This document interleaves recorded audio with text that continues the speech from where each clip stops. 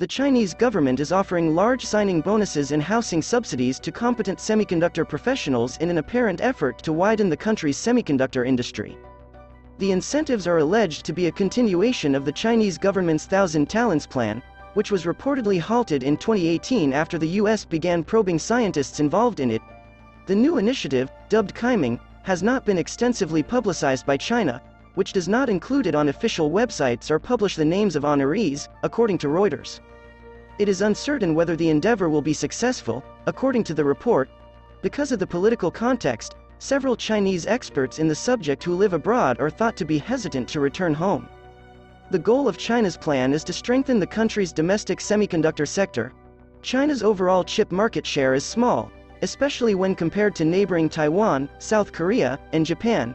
According to Gaurav Gupta, Gartner vice president and analyst, the government has taken a number of initiatives to rectify that over the last decade.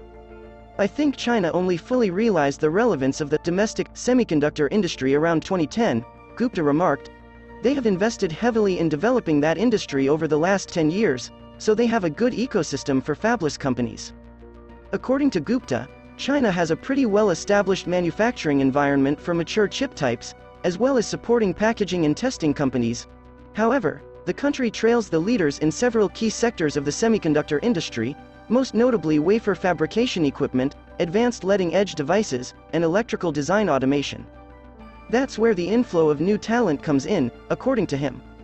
They still need that talent, expertise, and experience, and that's why they want talent to come to China, whether it's Chinese nationals educated in the United States or experienced people who have worked in the industry in Japan, South Korea, and Taiwan, Gupta explained. Other countries are working hard to expand domestic semiconductor production. The United States, the European Union, and other Western countries have recently implemented business subsidies to incentivize companies to build new foundries and facilities, but Gupta said he is unaware of any other programs that provide direct subsidies to scientists and other experts. Chip experts are in high demand, not just in China, but globally, he noted. There is a significant talent gap. So, there you have it. Let me know what you think in the comment section. Subscribe and click the notification bell for more tech news updates. Thank you for watching. See you in the next one.